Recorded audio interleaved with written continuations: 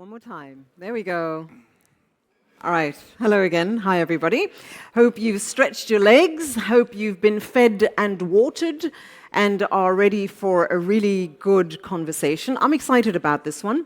And it's not because it's about cars and racing, but it's about investment opportunities and how one goes about crafting a value proposition. In particular, of course, this one relates to the GCC. I'm not going to talk too long. I'm actually going to ask the two gentlemen who are going to have this conversation with me to join me here on stage. And it's not in order of preference, it just is in order. Christopher Calvert is the CEO of Edamah, and Andrew Kvålseth is the CEO of Beyon. Gentlemen, if you can please join me up on stage.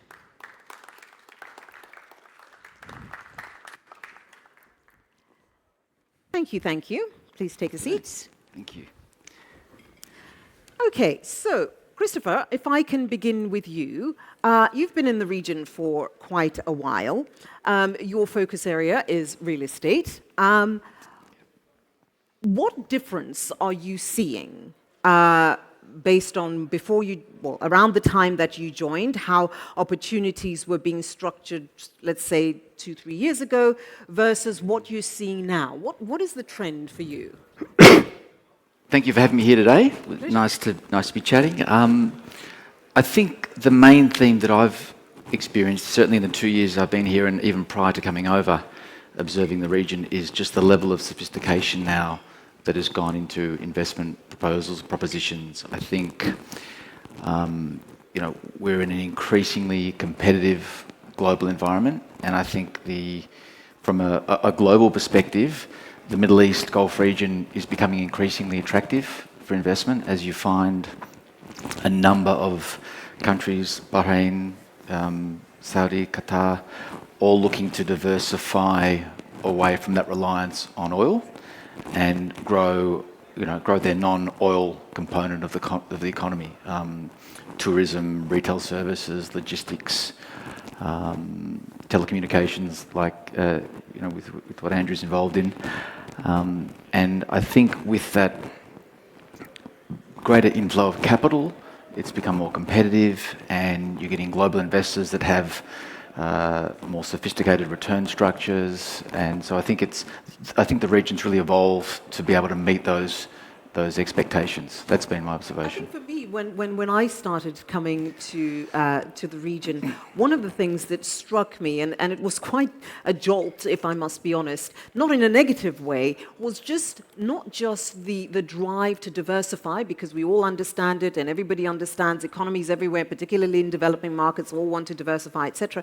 But in reality, the ambition and the focus in this region on how do you do those things. So it's one thing to say we want to do this, but the rapidity at which they're doing it and the intensity at which they're doing it is perhaps unmatched globally at this point when you look at the intensity of that drive. I would agree, definitely. Thank you.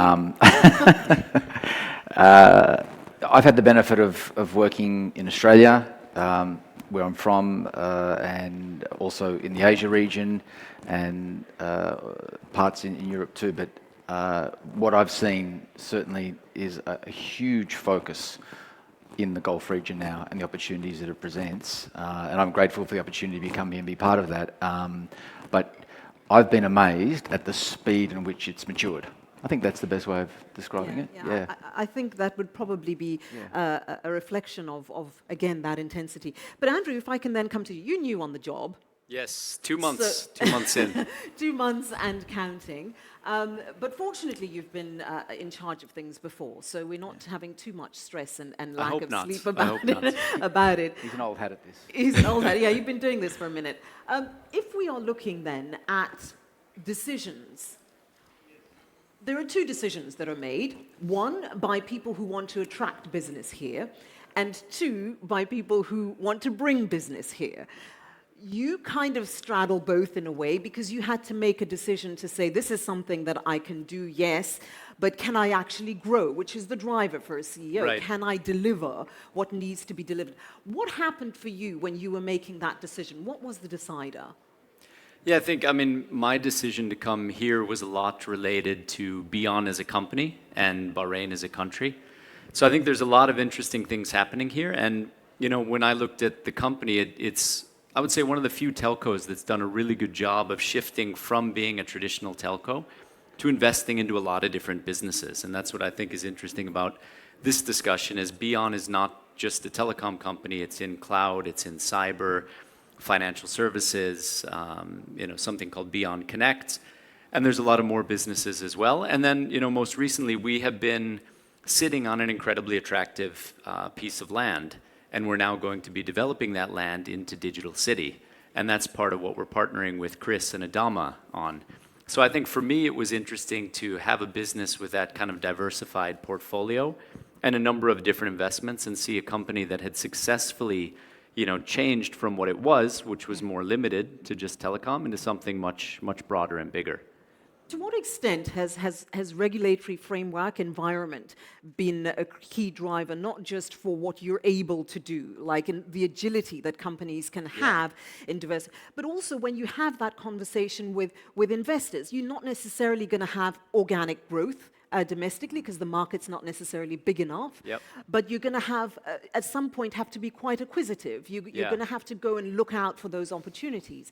Yeah. So the framework in which you do that becomes quite critical, I would say. Yeah. So how are you sort of taking that and using it as some of your USP? Yeah, I think, well, to answer more generally on just the importance of that kind of regulatory environment, I mean, it's hugely important. And I think a lot of countries don't give enough thought to how conducive of an investment environment are they actually creating. And I think that's something that Bahrain does an excellent job of doing. You know, and I've looked at this from the perspective of running a company and running before a venture fund as well.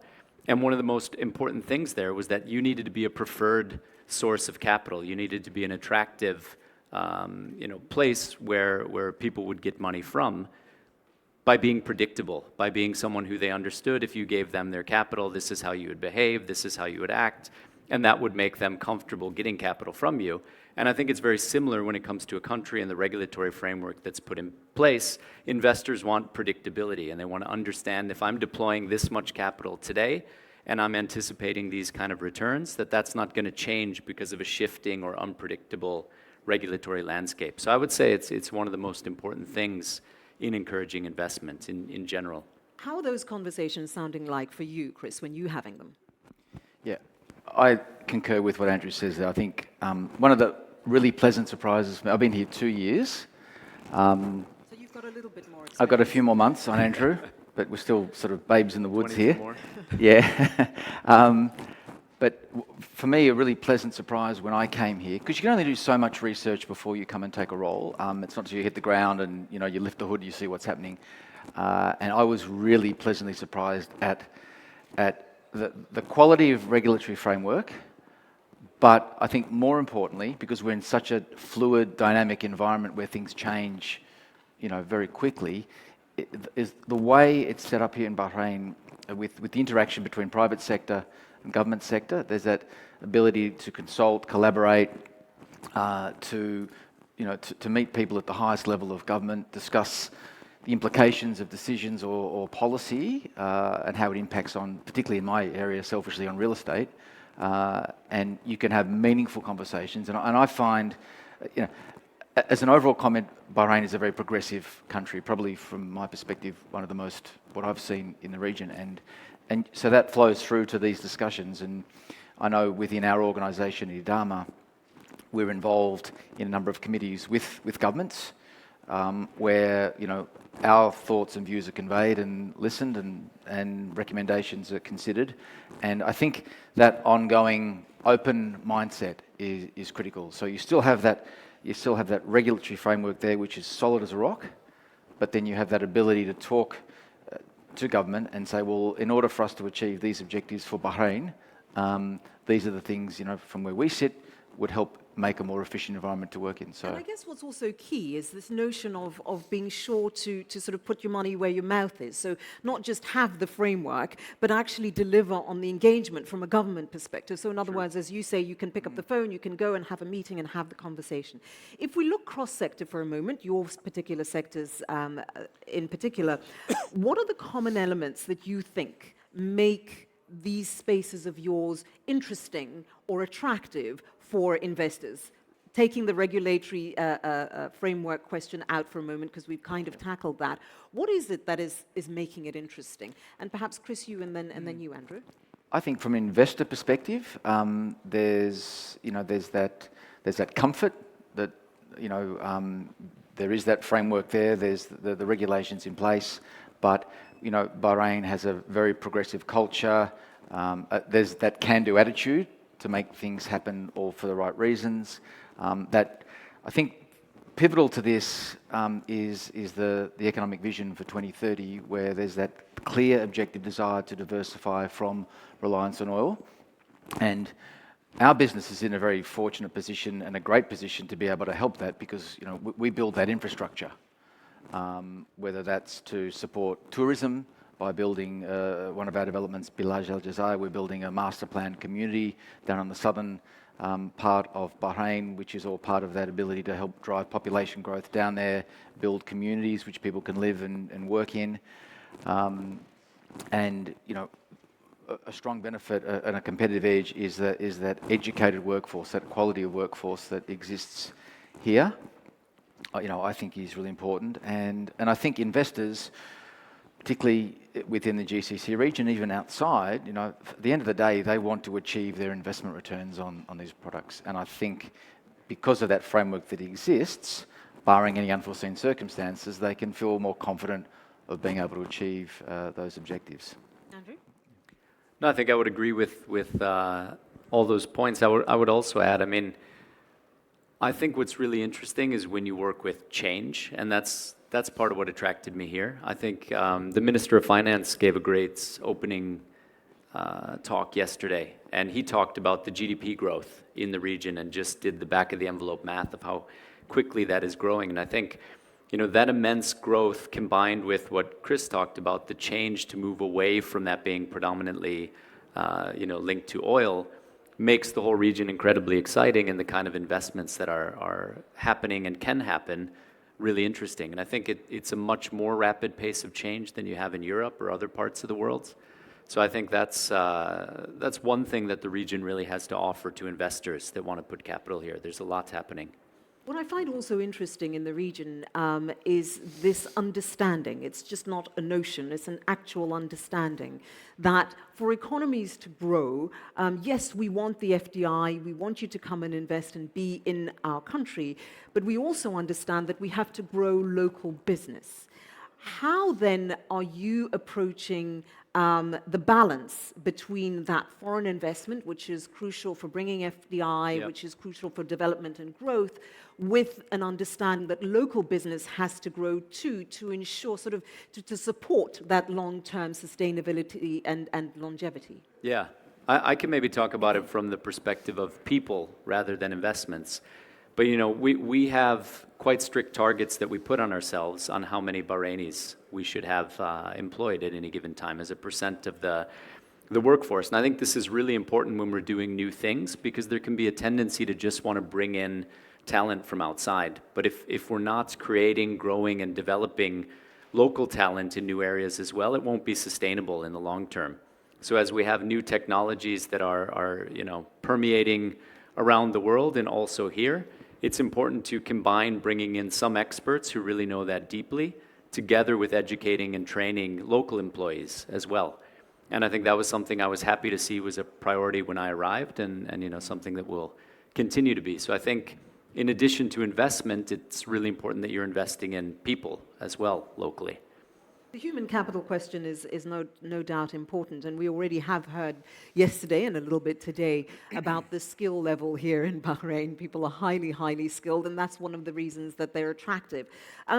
If we can just focus for a moment on the institutional investor, obviously they're paying attention to the region as a whole. How do you see the financial markets evolving in terms of the depth of the markets in the region? And also that sort of liquidity question, how do you balance those two without sort of asking you to be too much on the other end of the equation, but in terms of how it involves and engages you? Chris, if you can touch on that. I think Bahrain is a very attractive part in the region to be investing into, and we're seeing more foreign direct investment coming into Bahrain. And I know in the space that we play in, we've facilitated a number of transactions where we've brought different groups from the region who are wanting to set up here and providing their base infrastructure to do that. And with that has come incentives to I guess promote their decision to come here, given that it's obviously a very competitive environment throughout the region. But I think you can't underestimate just how important the Bahrainisation and the quality of the workforce is there, and they go hand in hand with that investment piece, and I think the human capital piece. And we have very much a pretty consistent, I guess, policy with that as to what Andrew's group does as well. And for me, it's really interesting being only the odd one out in our organisation. So and it's again, from a foreigner's perspective, it's a very genuine culture. Is probably the best way when people ask me about how do I describe it. And I've had the opportunity to work in a few different countries now, and it's a very welcoming culture to be part of, and one that very much promotes growth and learnings and everyone is focused on sort of collaborating to get the right outcome. So I think it's set up very well in the region to continue to grow, because investors, I think, feel very comfortable investing into Bahrain, as they do in other parts of the Gulf as well. But clearly I'm biased for what I do as a day job. We're going to come back to your day job in just a moment. Obviously, we know historically Bahrain and trade are synonymous. They've been doing it for a really long time. So there's an understanding and appreciation of a need to be able to engage and work with people. But there's also this question around the diversity and the diversification of business and skills, if you will. Andrew, when looking at your business and this growth to say, okay, we don't just do this, we can do this and this and this and this and this, the list can potentially be quite long. When you are looking at how, or when you're beginning to think, because you're still fairly new in the job, when you're beginning to think about those growth paths for yourselves, what is it that you're thinking? I think when we consider new areas that we want to grow into, it's important for us to look at a couple of factors. One is like how attractive is a particular business just standalone on its own, right? How competitive is the market? How's the position of a business we're looking at building or investing into? And how's the consumer side? How's the market actually growing? And then if we identify attractive businesses like the team has, in the past before I joined, then we need to ask ourselves, okay, that's an attractive business, could be a good investment. Why would we be a better owner? And what would we contribute to that would help it grow even more with us owning it than it would on its own or with another owner? So I think that kind of standalone attractiveness and strategic fit are really the two things we would look at a lot when considering what areas to go into. Is it a sector question? Is it not just in terms of the business imperatives and the requirements, but when we talk about technology and the evolution thereof, there are so many things we don't know. Yeah. We know there's a lot we don't know. Right. So I'm curious about how sort of you explore that and how you create environments that are conducive. Yeah, I think one, it's not so much a sector thing, it's more capability and competence.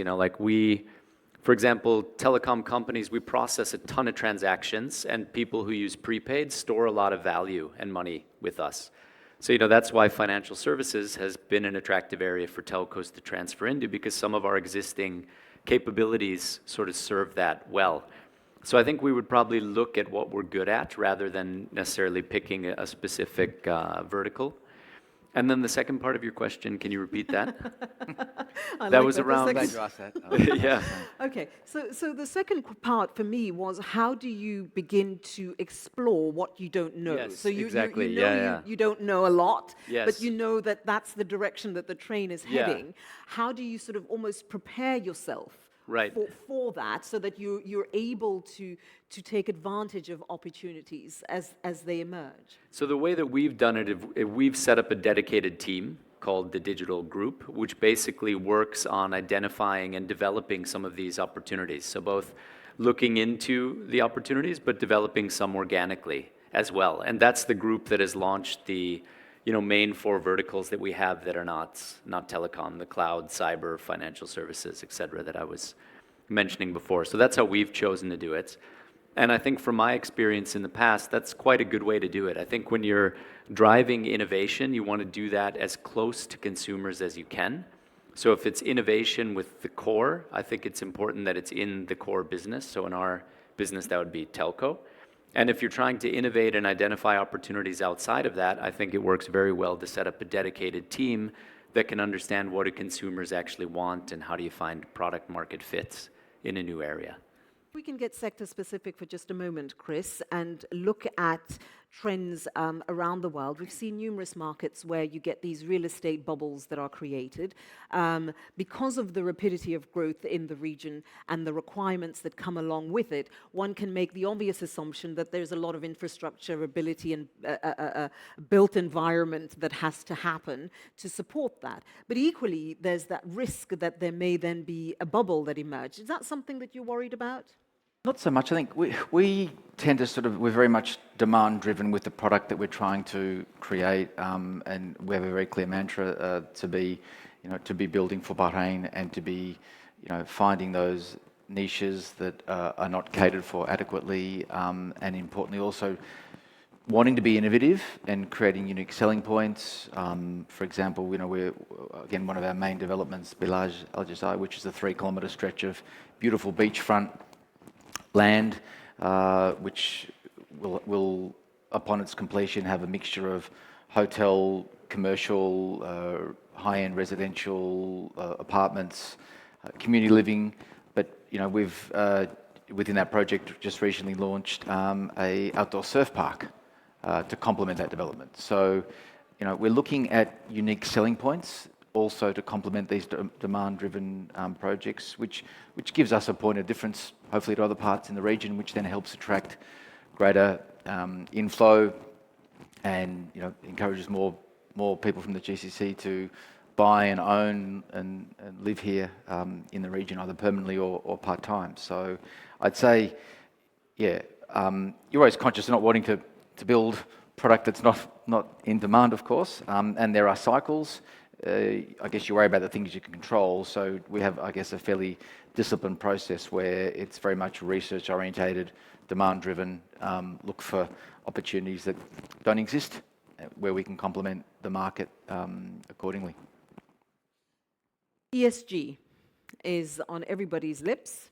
Outside of spaces where you have multiple shareholders or listed environments, increasingly we're seeing shareholder activism around ESG, access to capital as a result, financing is an issue in many spaces. How does that manifest in the region?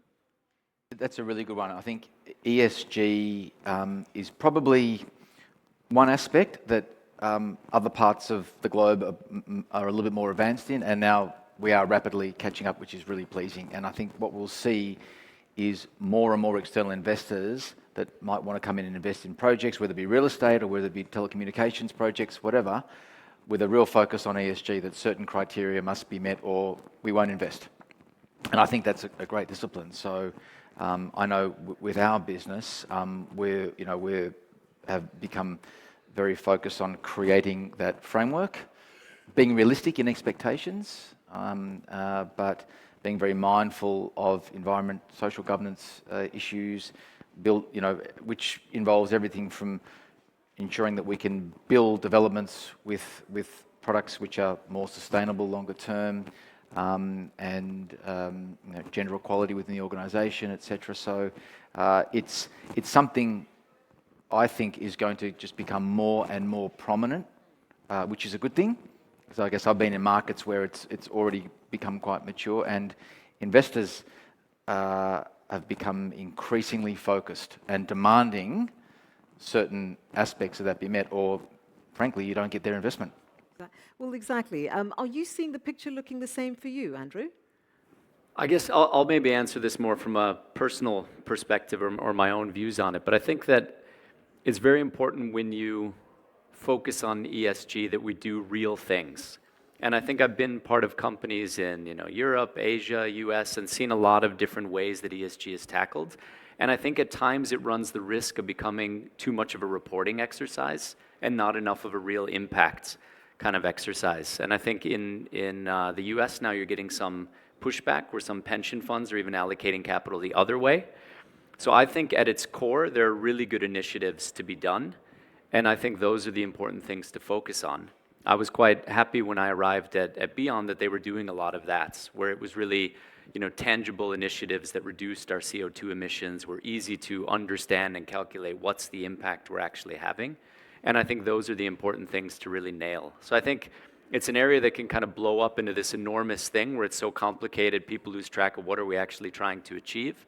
And I think it's important to make it something very tangible with some clear targets to hit. I was just going to say, I think it's the number one thing that companies generically are very good at over-promising and under-delivering on, right? So it's got to be a realistic framework that you set for ESG. Yeah. Don't bite off more than you can chew, and it's got to be tangible. It's so interesting when you sit in the boardroom and we have the CEO come and report on ESG, and you talk about this list of, we're going to do this with this. How much of it actually is real, I think is often the question. Yeah.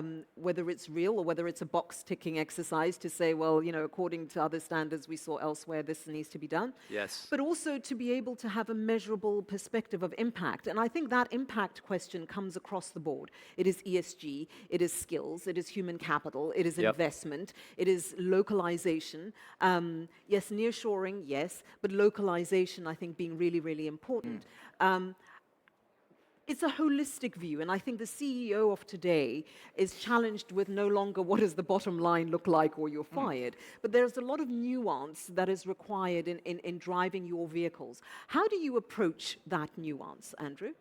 Yeah, I think that goes back to the comments I made earlier. I think it's important to be practical and focus on what is actually the right goals to achieve that are measurable and you can really follow up. I mean, I had one thing that influenced me quite a lot where it was being presented in an ESG score. And, then I asked a question I thought was simple where I said, okay, how was that score calculated? And the ESG expert laughed and said, it's too complicated, I can't explain it. And then I thought, well, okay, if we have sort of something we're measuring, we're getting a score on, but even the experts can't clearly articulate to an audience how it's calculated, how are you supposed to cascade that to 5,000 people who are supposed to actually deliver on it? So I think to me that's the most important thing for us to really nail is being clear on our goals and make them something that's measurable that frontline staff and individuals in the company can really relate to and try to work to achieve. Chris, you're doing a lot of nodding. I think what I don't agree with everything he says, but no, I think, but absolutely, realistic is the key word here, and I think what's important is that you tackle ESG from a holistic company perspective too. Like for us at Edamah, we've engaged our entire work team in this to get their feedback, their views, with very clear instruction that, guys, let's be realistic in our expectations and not go and say we'll do A, B, C, D, and then come back in a year's time and report to a board and go, well, sorry, we got 1 out of those 10 because we were too busy and distracted. So, and to your point, ESG, back in the old days for real estate, ESG was about as much as using solar panels and maybe some recycled building products, but now it's a far more diverse, it goes to human capital and all aspects gender of equality. your business. Yeah, I mean, it touches everything. So it's not just about, what you put on the roof or what are you doing with your water. It's all of those things. Yep. Gentlemen, we have around 2 minutes left. So I'm going to ask you to be brief in your response, but I'm going to try to be brief in my question. Okay.